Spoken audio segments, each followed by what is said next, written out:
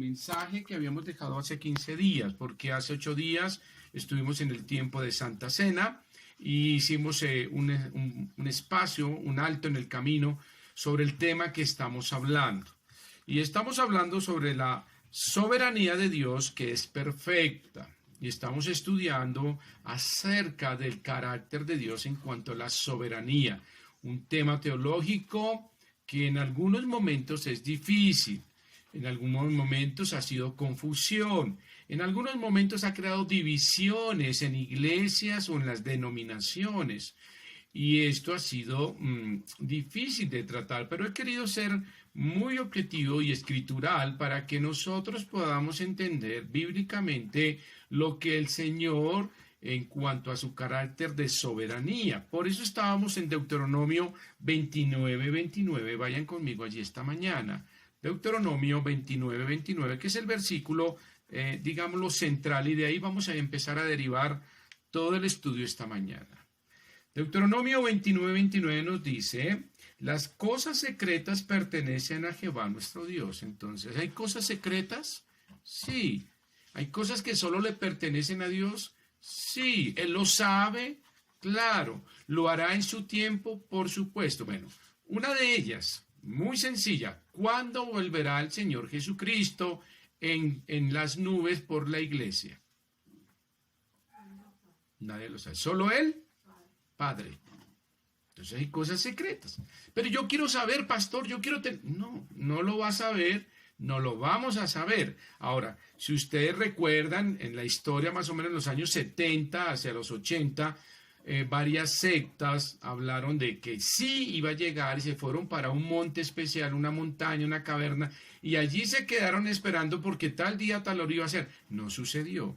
Entonces hay que tener mucho cuidado con las falsas doctrinas. Por eso hay cosas que pertenecen a Dios en ese sentido. Entonces, pero sigamos en la segunda parte del versículo. Dice así: mas las reveladas son para nosotros. Entonces hay una revelación que con certidumbre entendemos, y el Señor ha dado la iluminación dentro de la doctrina de la iluminación para entender a hombres dentro de la interpretación bíblica, iluminación teológica, que nos permite dilucidar claramente versículos claros para nuestras vidas y para la vida de la iglesia.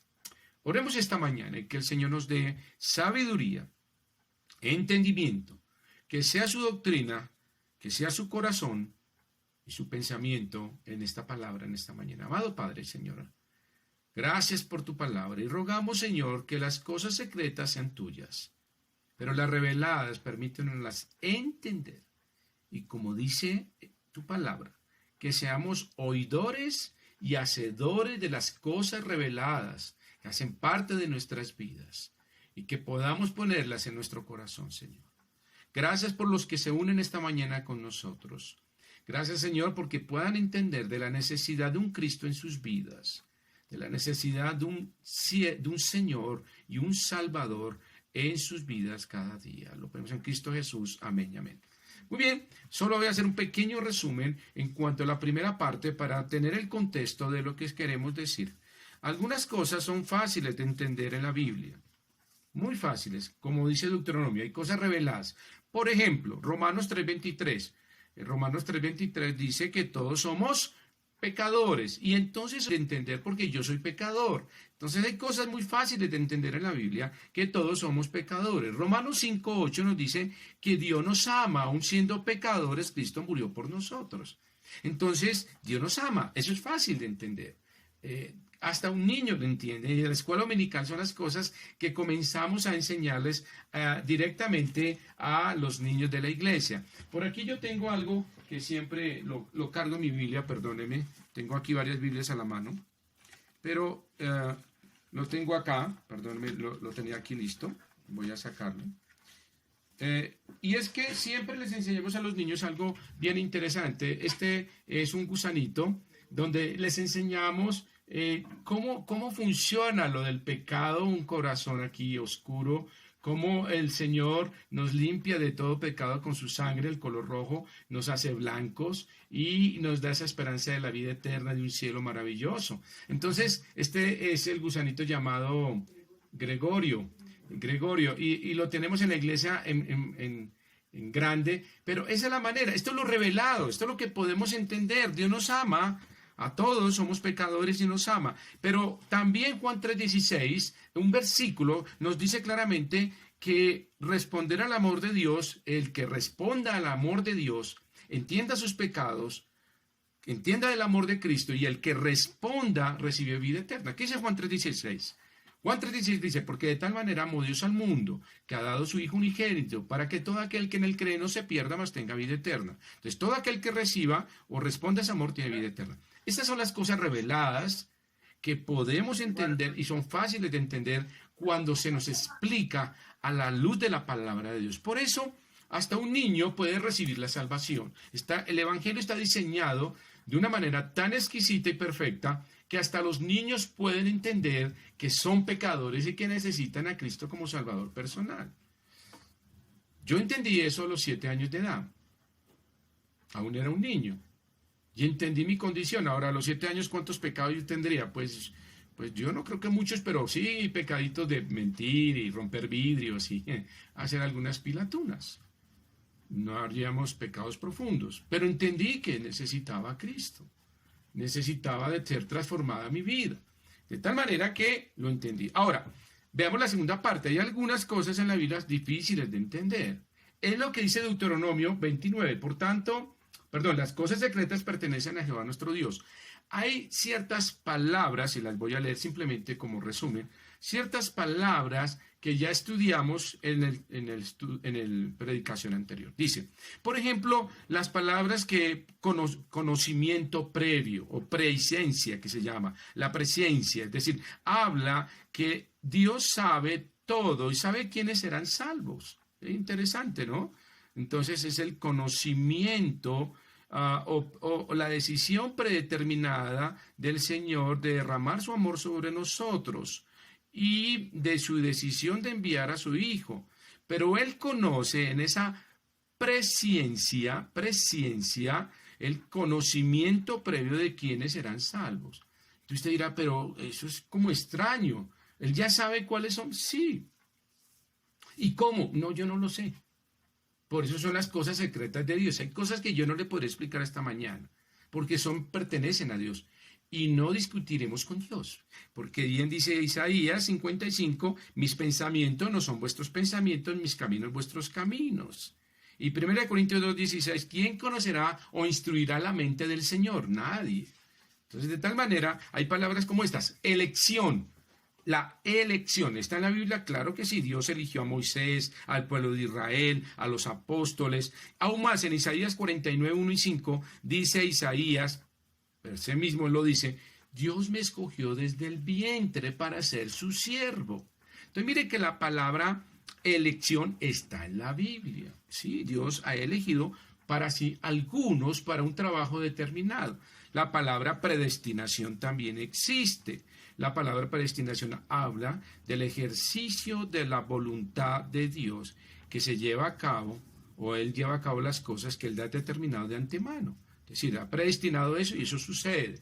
Él dijo que iba a haber en la era de la humanidad una cabeza de oro que era Babilonia, el pecho los medopersas, el abdomen de esa imagen serían los griegos y los pies de hierro y barro serían el reino romano, el imperio romano. Predestinación es el ejercicio de la voluntad de Dios y se llevan a cabo las cosas que Él ha determinado de antemano. Ahí están. También la palabra adopción.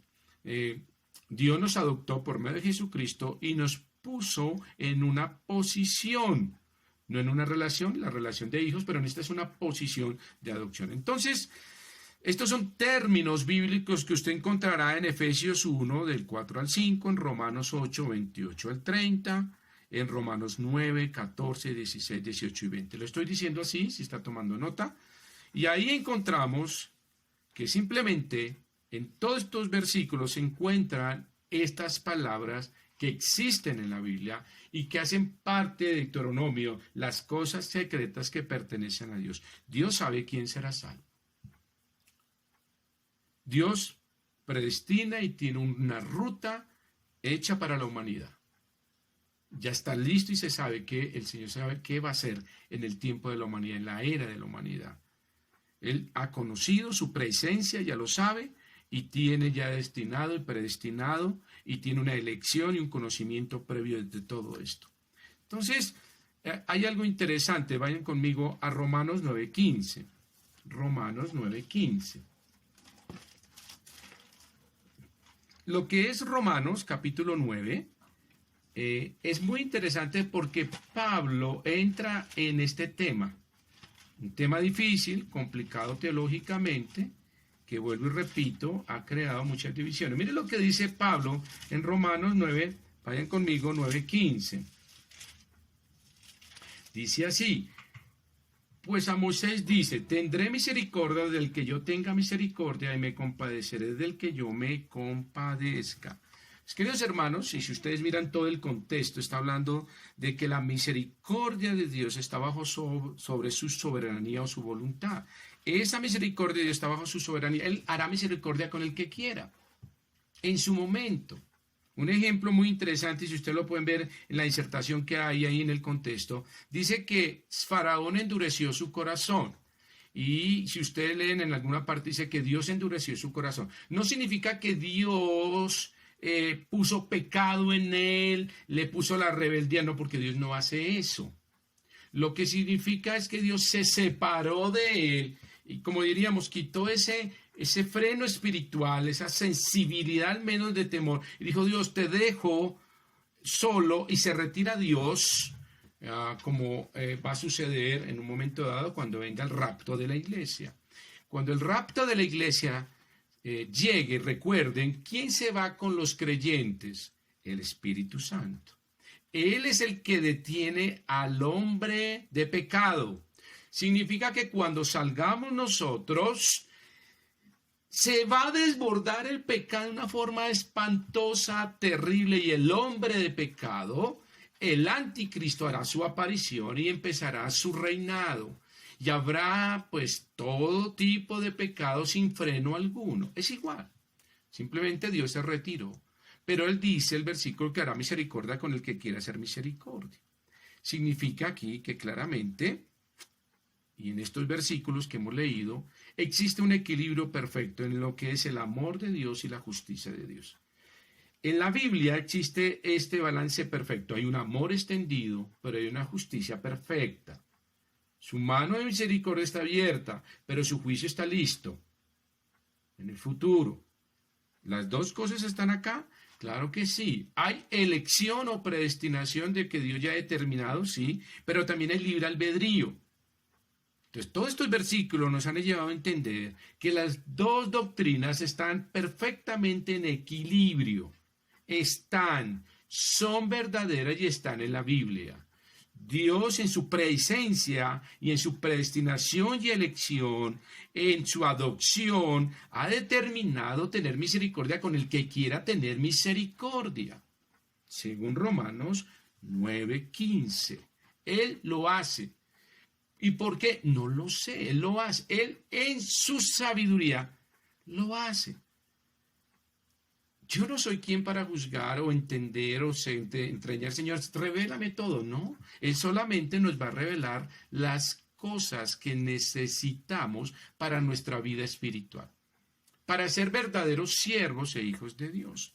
Ahora, todo este contexto que les he contado, esto creó grandes divisiones en la iglesia de más o menos en el año 1900, y 1800, 1900, y se crearon varias corrientes, calvinismo, hipercalvinismo, varias formas de ver esta doctrina, y crearon doctrinas como la expiación limitada o la elección para la condenación, diciendo que Dios había elegido uno para salvación, y otros para condenación, o la expiación había sido limitada simplemente para aquellos que Dios había elegido. Entonces todo esto, algunos inclusive llegaron a decir que se perdía la salvación y que cada día tocaba, como se dice, hoy la perdí, mañana la gano, hoy la perdí, y todo eso creó una zozobra. Ahora, ¿por qué sucede eso? ¿Cuál es el objetivo de esto? Pues Satanás se mete a crear esa confusión doctrinal para que de esa manera, desde el punto de vista doctrinal, tengamos confusión religiosa. Entonces, esa confusión permite que la iglesia se divida, no se multiplique, no se predique la palabra de Dios, no seamos doctrinales y escriturales, de tal manera que exista oscuridad doctrinal y existan errores doctrinales que lleven a la gente a no entender la verdad. Conoceréis la verdad y la verdad os hará libres. Esto es una estrategia del enemigo.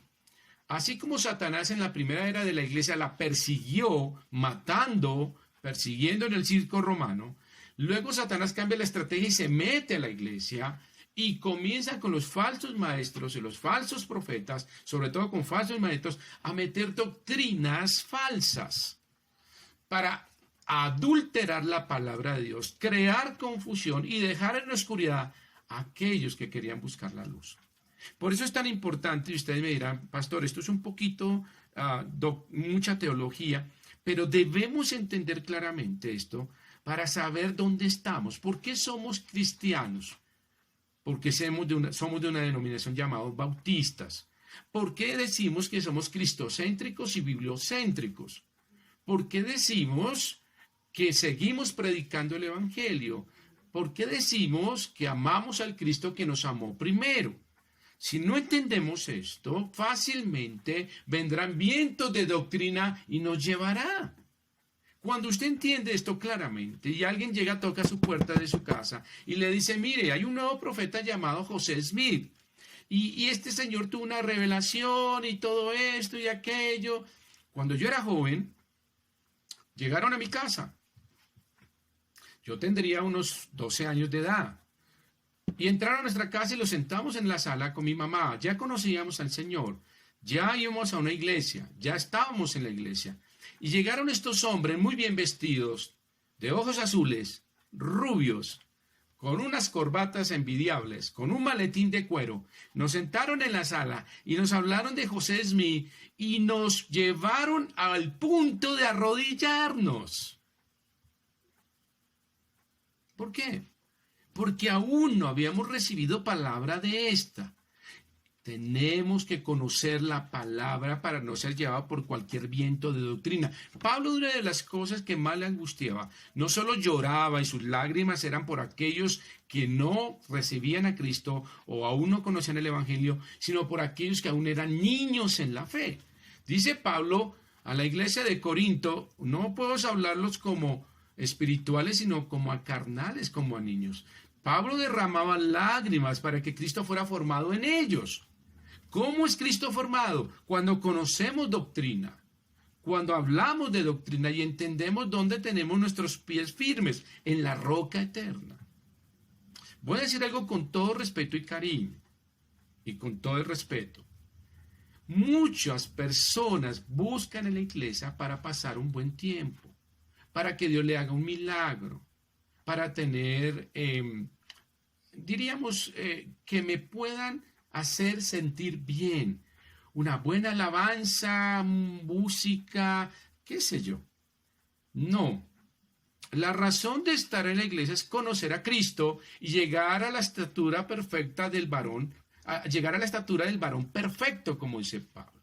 Tener la mente de Cristo, tener el fruto del Espíritu y decirle al Señor, heme aquí, Señor, soy tu siervo. Doulos. Hoy esta mañana las damas, yo por ahí escuché un ratico de su estudio bíblico que hizo mi esposa y hablaba del siervo que estaba en la parte más baja de las galeras de los barcos. Ese siervo trabajaba hasta morir, nunca volvería a ver la luz. Y Pablo dice, ese soy yo.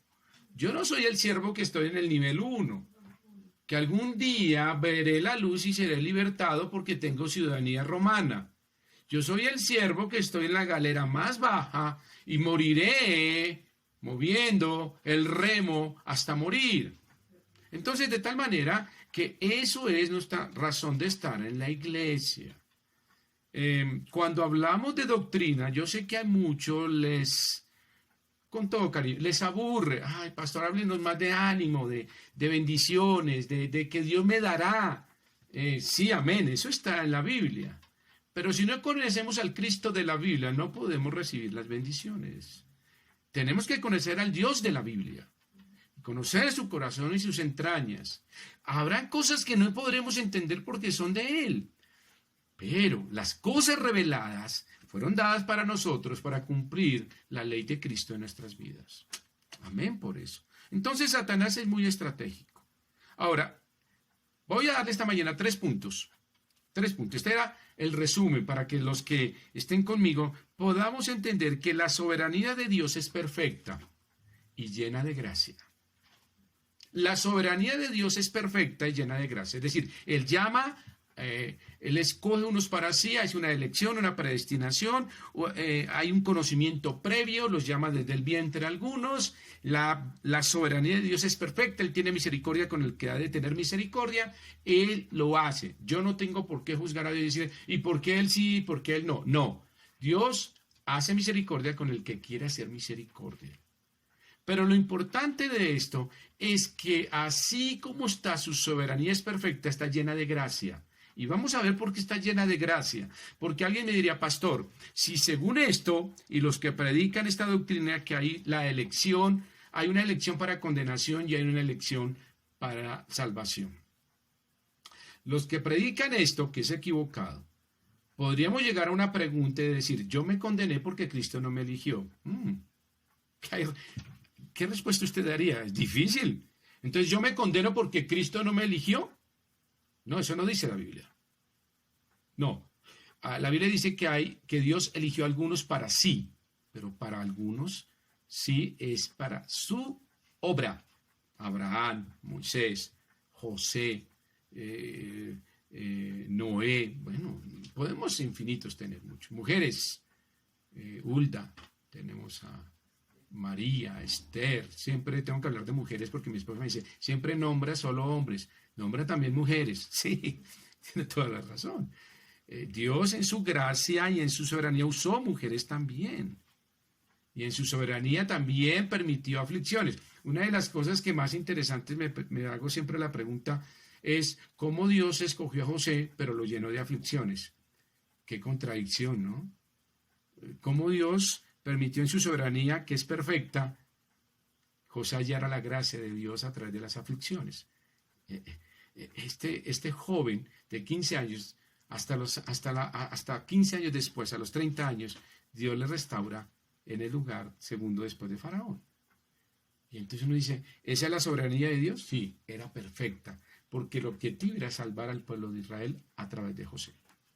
Es que la soberanía de Dios es perfecta y llena de gracia. Vamos a ver esta mañana por qué la soberanía de Dios es perfecta. Número 1, la soberanía de Dios es perfecta porque no contradice el Evangelio. Entonces, pastor, si Dios ya sabe cuáles se salvan, Dios ha escogido unos para sí, hay una adopción, hay un conocimiento, hay una soberanía en lo que es la salvación. Entonces, ¿eso contradice el Evangelio? No. No, está en perfecta relación y armonía. Así como Dios extiende su amor, es justo, también hay elección y libre albedrío. Miremos los versículos que nos hablan que la soberanía de Dios, su elección, su predestinación, su conocimiento previo, la presencia de Él, su adopción que ha hecho, no contradice el Evangelio. ¿Por qué? Alguna vez a nuestro amado pastor y hermano Spurgeon le hicieron esa pregunta. Pastor Spurgeon, allí en Inglaterra sobre los años 1800, si Dios ya tiene unos predestinados, entonces el Evangelio, ¿qué? Y él dijo, bueno, si es así, me tocaría levantarle la camiseta o la camisa a cada uno y ver, este está elegido, este no, este sí, este no. Entonces le predico a esto y a estos no. Entonces él dijo, eso es imposible. El Evangelio fue hecho para todos. El Evangelio está hecho para el mundo. El Evangelio está hecho para los perdidos. El Evangelio no contradice la soberanía de Dios, la reafirma. Veamos el primer versículo, Romanos 1:16. Ese es clave. Para que usted entienda que la soberanía de Dios en cuanto a la salvación y su soberanía en la misericordia no contradice el Evangelio. Alguien pensaría, si Dios ya escogió a uno, entonces ¿para qué Cristo murió en la cruz? Entonces estamos siguiendo algo falso. Entonces ¿para qué Cristo resucitó? ¿O para qué los apóstoles murieron? ¿Entonces murieron por una mentira? No. El Evangelio reafirma la misericordia de Dios porque su soberanía es perfecta y llena de gracia. Aquí está la gracia de Dios, mírala. Romanos 1:16. Porque no me avergüenzo de ¿quién? Del Evangelio. Del Evangelio. Estamos hablando del Evangelio. Porque es que poder de Dios para salvación a los escogidos o a la expiación limitada o a los que no. No dice. ¿Qué dice? A todo aquel que cree. Perfecto. Ahí está el versículo donde está perfectamente en equilibrio la elección y el libre albedrío. Aquí está el libre albedrío. Dios ha provisto el Evangelio como salvación a todos y es poder de Dios para salvación. Mira cómo termina el versículo. Al judío primeramente y también al griego, porque en el Evangelio la justicia de Dios se revela por fe y para fe, como está escrito, mas el justo por la fe vivirá. Entonces la salvación se recibe, como este versículo, por medio de la fe salvadora. ¿Y cómo es esa decisión? Yo recibo el Evangelio, la fe es por el oír y el oír por la palabra de Dios. Y escucho el Evangelio, llega a mi mente, hago un proceso mental de entender esa escritura y luego entiendo en mi corazón que necesito un Cristo Salvador. Entonces, la soberanía de Dios no contradice el Evangelio, al contrario, el Evangelio es poder de Dios para salvación. Las buenas nuevas que predicamos en la iglesia, las buenas nuevas que usted predica cada día es para salvación. Ahora, mire lo que dice Pedro en Hechos 4:12. Hechos 4:12, mire lo que dice Pedro ahí. Hechos 4:12. Vaya conmigo. Hechos 4:12. Dice así. Y en ningún otro hay salvación, porque no hay otro nombre bajo el cielo dado ¿a quién? A los hombres, a todos, en que podamos ser salvos. Entonces la salvación se recibe por fe, no hay otro nombre y solo somos justificados en Cristo Jesús. Por eso la invitación de Juan 3:16 es para todos. Mire Juan 3:16. Yo me lo sé de memoria, pero vaya, yo los voy a acompañar a quienes nos acompañan por primera vez. Vaya conmigo, Juan 3:16, porque es clave este versículo. Juan 3:16. Por eso la invitación es para todos. El Evangelio pone la salvación a disposición a todos. Entonces la expiación limitada no es cierta. La elección para condenación no es cierta. La salvación se pierde, no es cierta. La misericordia está abierta de Dios para todo, eso sí es cierto. El Evangelio es para todos, es el Evangelio que recibimos por fe, por medio de Jesucristo, ponemos nuestra fe salvadora en Él, como el único mediador entre Dios y los hombres, y en ningún otro nombre hay salvación, solo en Jesucristo. Juan 3:16, porque de tal manera amó Dios al mundo, todos, no una expiación limitada, porque de tal manera amó Dios al mundo que ha dado a su Hijo unigénito para que todo aquel que en él cree no se pierda, mas tenga vida eterna. Primera de Timoteo 1:15, vayan conmigo ahí, mucha Biblia, espero que tenga Biblia. Primera de Timoteo, me perdí, 1:15, mire lo que dice Pablo en relación a esto. Palabra fiel y digna de ser recibida por todos. Que Cristo Jesús vino al mundo para salvar ¿a quién? A los pecadores. ¿Qué dice Romanos 3:23? ¿Y qué dice Romanos 6:23? Porque la paga del pecado es muerte. Y todos somos ¿qué? Todos somos ¿qué? Pecadores. Todos. No hay justo. No hay ninguno que haga lo bueno. Ni justo ni uno. No hay ni uno. Entonces Pablo dice, Cristo vino a salvar a los pecadores. Si todos somos pecadores, no hay expiación limitada, no hay una destinación o una predestinación o una elección de condenación. Es decir, ya todos estamos condenados. Ya todos estábamos condenados desde el nacimiento. Recuerde que nosotros, desde que nacemos, ya somos pecadores por nacimiento, por herencia, por práctica y por decisión. Entonces yo soy pecador porque nací de padres pecadores. Entonces, por herencia, tengo esos genes que me llevan a ser pecador por mi propia decisión. Yo miento porque quiero mentir. Soy un mitómano consumado porque lo decidí de esa manera. Y soy pecador no solo por esa elección, sino por herencia y por decisión. Entonces, miren cómo somos todos pecadores. Pero Pablo dice algo interesante, de los cuales yo soy el primero. Entonces, ahí está la gracia de Dios, como Dios llama a Pablo, siendo un perseguidor. Pablo más adelante, en una de sus epístolas, dice, yo fui un perseguidor, fui alguien malo, persiguió la iglesia de Dios, pero Dios, en su amor y misericordia, me llamó y me puso en el ministerio por su gracia. Entonces, uno pensaría, Pablo todo lo malo que hizo, y Dios hizo misericordia con él. Dios hace misericordia con el que quiera hacer misericordia. Y cuando Pablo escuchó del Evangelio, dijo, yo soy ese pecador. Ahí está. Muy bien. Vamos al segundo punto. Entonces, primer punto, la soberanía de Dios no contradice el Evangelio. Al contrario, lo reafirma el Evangelio, es poder de Dios para salvación a todos. El Evangelio es para todos. Segundo, la soberanía de Dios no anula la gran comisión. No anula la gran comisión. Mateo 28. Entonces, es lo que yo les voy diciendo. Si ya hay unos elegidos, ¿para qué hacemos la gran comisión? Entonces, las palabras del Señor fueron una mentira.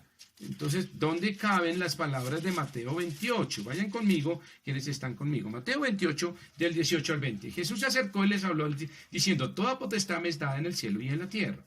Por tanto, id y haced discípulos a todas las naciones, bautizándolos en el nombre del Padre, del Hijo y del Espíritu Santo. Ahí está la gran comisión, un trabajo de unos que fueron llamados a misericordia, otros que fueron elegidos en su misericordia y ahora son enviados en su misericordia y gracia a predicar el evangelio a todos. Entonces uno diría, si hay una expiación limitada, si hay una elección a condenación, entonces la gran comisión, ¿dónde queda? Entonces no.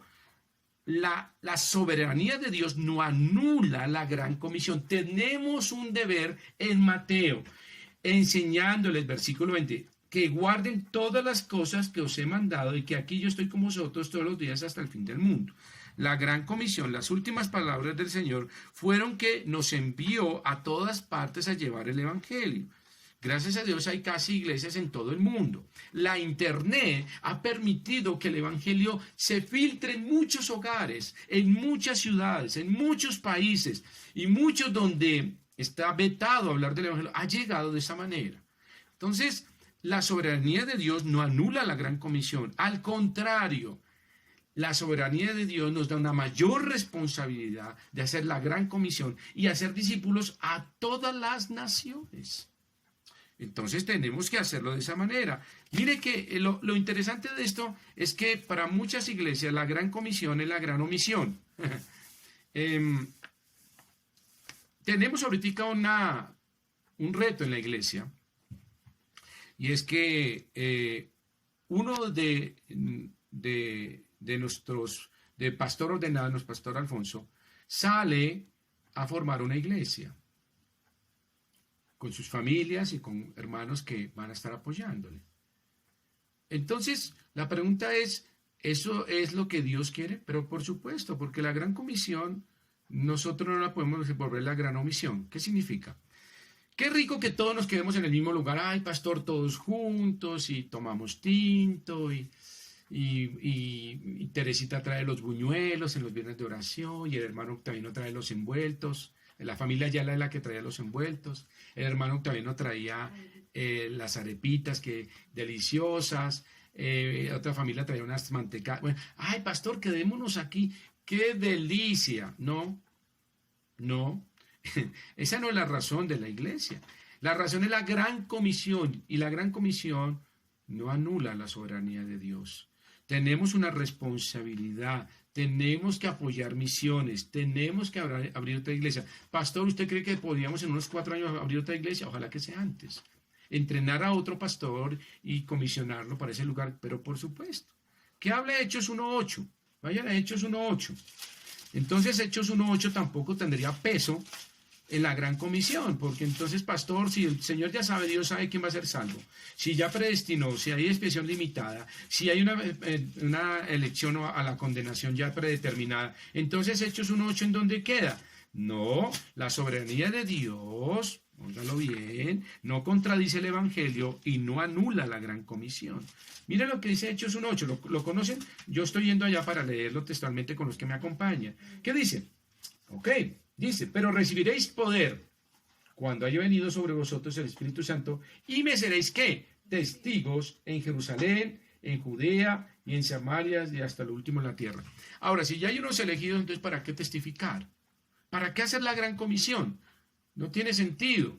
Entonces, fíjense cómo esta doctrina falsa nos daña la visión correcta de tener un evangelio para todos y de hacer una gran comisión y una responsabilidad como iglesia.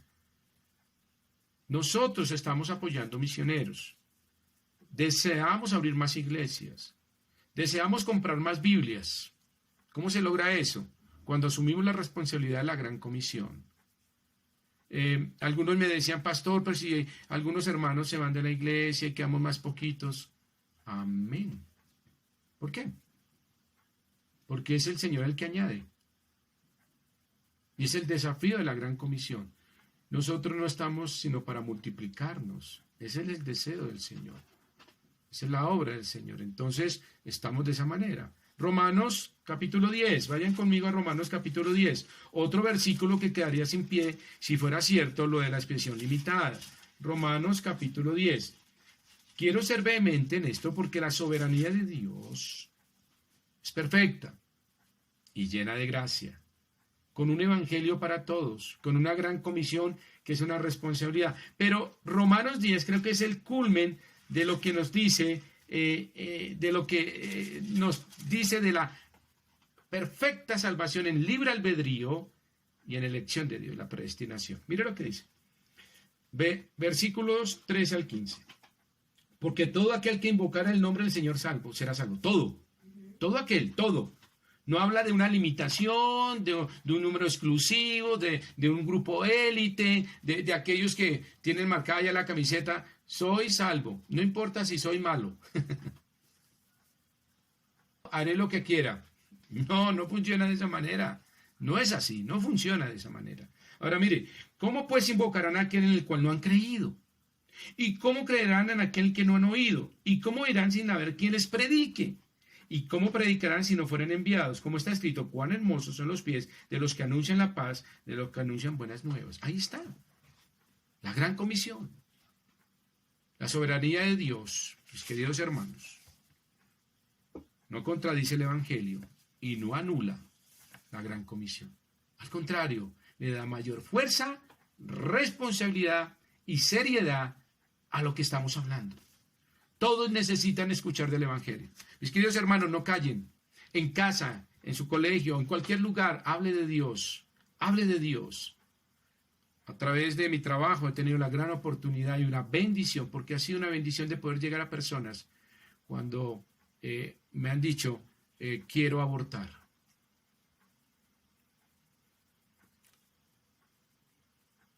La ley me dice que yo tengo que decirle listo, cuándo quiere y cómo lo quiere. La ley del hombre. La ley de Dios me dice, predícale el Evangelio.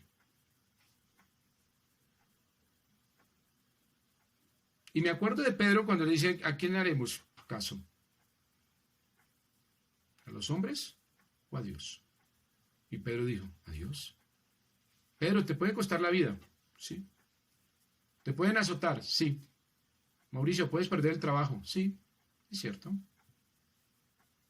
Es cierto. La ley ha sido tan absurda que yo no puedo decirle a la señora diferente, decirle, sí, ¿cómo quiere y todo? No puedo entrar a cuestionar. Yo le digo, yo entro y simplemente le digo, ¿has hablado ya con Dios sobre esto?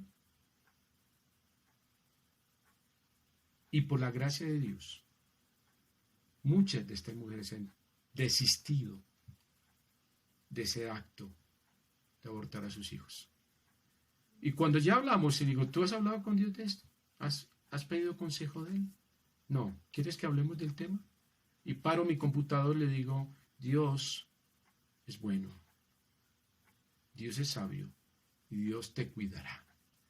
Siempre me dicen, es que mi compañero, mi esposo me abandonó, la sociedad, bueno, Dios te cuidará, porque tú vas a cuidar de lo que Dios te ha dado. Es un ser maravilloso. Los niños son pequeños ángeles en la tierra. Pequeños ángeles en la tierra, puros y hermosos. Ayer tuvimos un encuentro muy lindo con una familia que tuvimos la gran oportunidad de hacer el proceso de su bebé. Y fue difícil, pero ¿qué hicimos? Confiamos en Dios. Y Dios hizo el trabajo. La gran comisión está hecha para hablarles a todos. A todos. Yo tuve la satisfacción de que una dama, una señorita desistiera de esto. Yo le dije, le voy a hacer todo el acompañamiento, voy a estar muy cerca de ti. Cuando ese bebé llegó a sus brazos y vino a nuestro último control, ella tuvo un acto muy lindo y me dijo, con todo respeto, ¿le puedo dar un abrazo? Y nos abrazamos allí en el trabajo, con su bebé en brazos. Y hubo lágrimas. Y me dijo, gracias, porque me había perdido de la oportunidad de ver a mi hijo y de lo hermoso que Dios me dio. La gran comisión. ¿Cómo irán si no les predicamos? ¿Cómo sabrán de Cristo si no hablamos?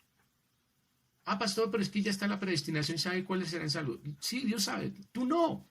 Haz tu trabajo. Sé testigo. Predica el Evangelio. Porque la gracia de Dios, su soberanía no anula la gran comisión, nos da ya mayor responsabilidad. Tercero, la soberanía de Dios no limita el evangelismo. Este versículo es impresionante. Segunda de Pedro. ¿Por qué tenemos que saber estas cosas? Porque esto nos debe dar valor de predicar con mayor ahínco el evangelio y sacar del error a muchos, de la oscuridad, del error doctrinal. Segunda de Pedro. Este es un versículo que sé que el hermano Octaviano es favorito de él. Yo lo sé. Porque muchas veces lo ha leído y lo sé. Segunda de Pedro. Vayan conmigo allí, por favor. Segunda de Pedro. Segunda de Pedro. Un pequeño paréntesis. Tengo una hermana de la iglesia que fielmente nos da una ofrenda para la obra misionera en Ecuador. Gracias. No digo nombres, pero gracias. Porque fielmente ha llegado ese dinero y este joven con su esposa, con Debbie y sus dos hijas que alguna vez nos visitaron a la iglesia, recuerdan que ellos cantaron y predicó él hace unos 6 meses atrás, como en diciembre. Este muchacho está haciendo una obra extraordinaria allí en Ecuador. Con jóvenes, los lleva a un campamento, los tiene allí 6 semanas, les predica el evangelio, los restaura, los saca de las adicciones con medio de Cristo, del evangelio y de solo doctrina. Gracias. Porque esa es la gran comisión, no la gran omisión de la iglesia. Nosotros no estamos para reunirnos y ser un club, sino para ser testigos del evangelio. Cierro paréntesis. Segunda de Pedro 3:9. Este versículo es importante porque la soberanía de Dios no limita el evangelismo, así como la gran comisión, así como el evangelio es poder para salvación. Tenemos que hacer la obra evangelista. Pablo le escribe a 2 Timoteo 4:5 a su hijo Timoteo, le dice, haz la obra de evangelista. No olvides el don que hay en ti, ya haz la obra. La obra de evangelista es estar todo el tiempo presentando el evangelio. Es cumplir la gran comisión, es mostrar el evangelio que es poder de Dios para salvación. Segunda de Pedro 3:9. Esto es el versículo que más contundentemente nos da la razón de que en la Biblia está la gracia y la elección de Dios, pero también está perfectamente el libre albedrío. En perfecto equilibrio, Dios escoge para sí, pero hay una mano abierta extendida de misericordia para todo aquel que en él crea, no se pierda, mas tenga vida eterna. ¿Qué dice 2 de Pedro 3:9? El Señor no retarda su promesa, según algunos la tienen por tardanza, sino que es paciente, ¿para quién? para con nosotros, no queriendo que ninguno perezca, sino que todos procedan al arrepentimiento. ¿Por qué hago énfasis y hablaba del hermano Octaviano? Porque sé que para él este es un versículo de ánimo, y sé que para muchos, porque queremos que nuestras familias sean salvas. Hay una oración que podemos decir como Pablo, que anhelamos la regreso de Cristo y esperamos la corona de justicia.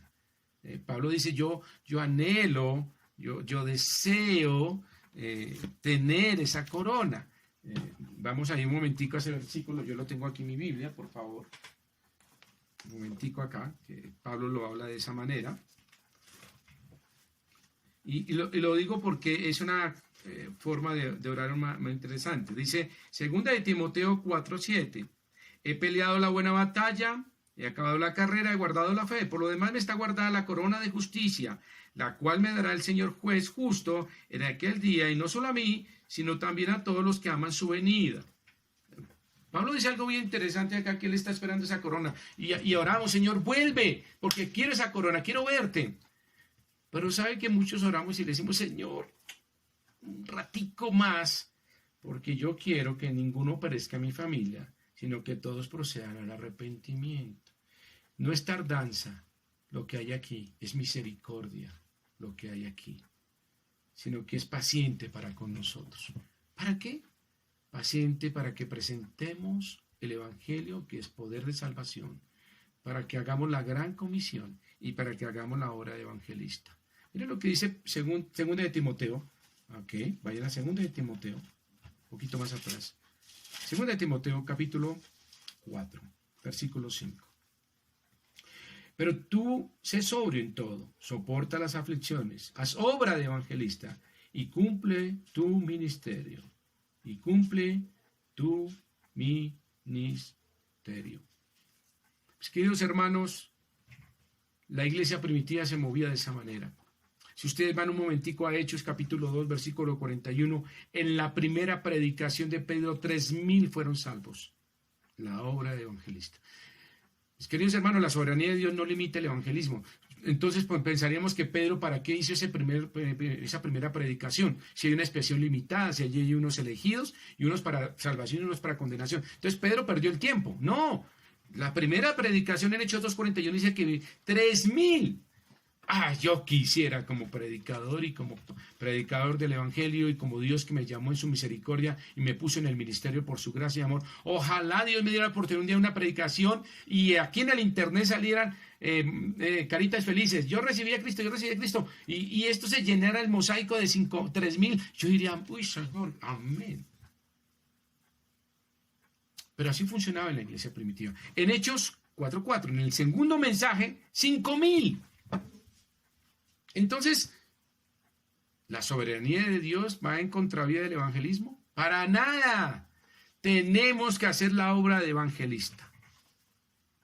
La cruz es sinónimo de gracia y de libre albedrío. ¿Recuerdan la escena de la cruz? Habían dos hombres, uno a su lado izquierdo y uno al lado derecho. Esos dos hombres tenían la libertad de escoger.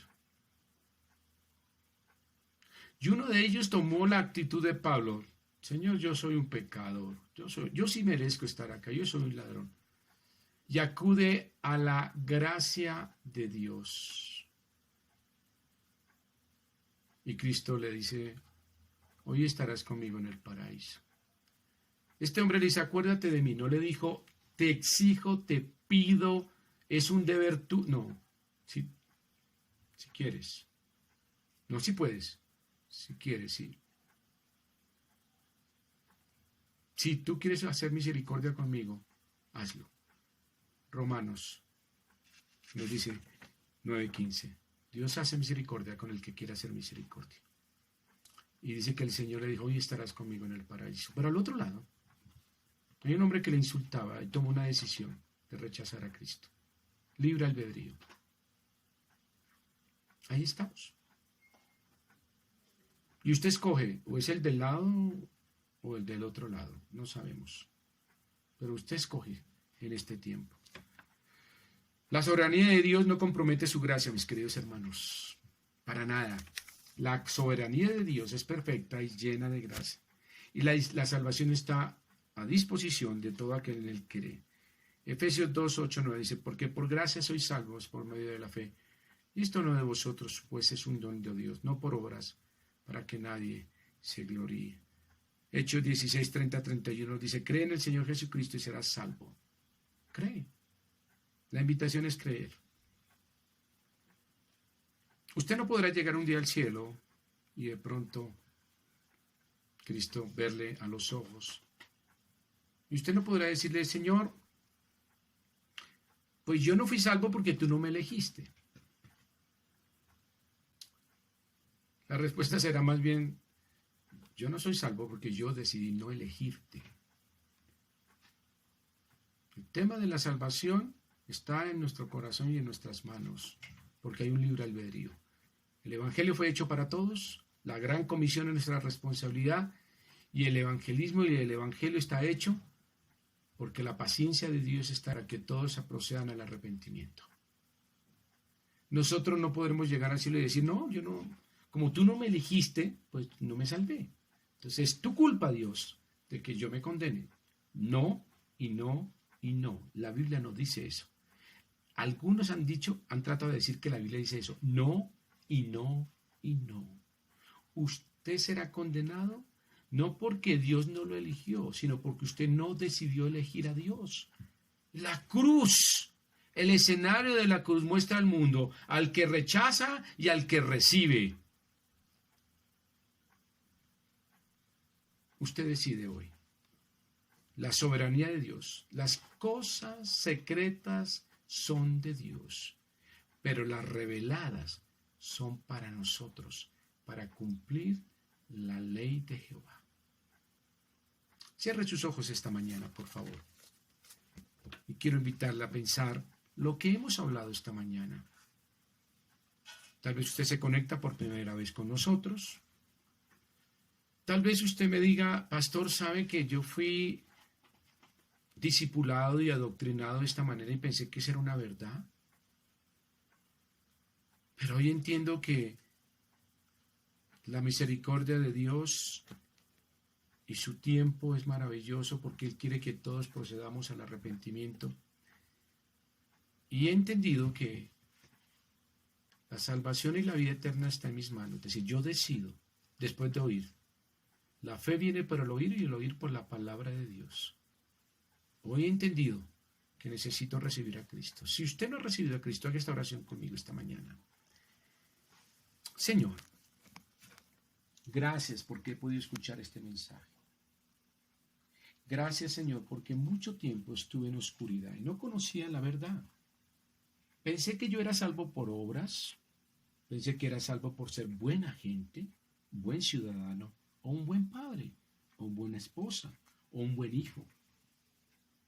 Pensé que cuando fui discipulado me enseñaron que simplemente la elección era un favor de Dios para mí en ese sentido. Y que no tenía que hacer nada más. Pero hoy entendí que debo creer en ti. Que debo depositar mi corazón y mi confianza en ti. Y que te debo hacer mi Señor y mi Salvador. He entendido, Señor, que tú tienes una soberanía y una elección perfecta. Pero hay una gracia abierta, un libre albedrío en el cual yo tengo una responsabilidad como hombre y ser humano. La salvación está dada, es un regalo. Solo debo extender mi mano para tomarla. Es una libre decisión autónoma. Pero si yo no extiendo mi mano, no recibiré ese don, ese regalo, y seré condenado por mi decisión. No porque Dios lo haya decidido, sino porque yo decidí no recibir ese don inefable que es Cristo Jesús, el justo que murió por los injustos, el que se hizo carne y habitó entre nosotros. y se entregó hasta la muerte y fue de obediente hasta la muerte y muerte de cruz. Hoy reconozco a Cristo en mi vida. Señor, te recibo hoy como mi Señor y mi Salvador. Límpiame, lávame y hazme más blanco que la nieve y permíteme ser un instrumento en tu mano, Señor. Lo pido en Cristo Jesús, amén. Y ahora oro, Señor, por aquellos que pensamos que ser salvo es comodidad. Pido por mis hermanos que hoy han entendido que la soberanía de Dios no anula el Evangelio, ni la gran comisión y el entregar el Evangelio a muchos, sino nos aumenta la responsabilidad del desafío, porque Cristo murió por todos, con el fin de que de su deseo más íntimo es que todos procedan al arrepentimiento, mas Él lo sabe en su presencia, que no todos serán salvos. Pero tenemos que hacer el esfuerzo. Tenemos que poner lo mejor de nosotros para predicar el Evangelio en Judea, en Samaria y hasta lo último de la tierra. Porque Cristo derramó lágrimas y su sangre preciosa para que todos puedan lograr una salvación tan sublime con un pago tan alto. Señor, gracias porque en tu misericordia usaste misericordia conmigo y me llamaste sin merecerlo a una salvación gratuita. Pero hoy tengo un deber y una deuda en el sentido de ser testigo y predicar el Evangelio. Gracias, Señor, esta mañana por tu palabra. Séllala en nuestros corazones.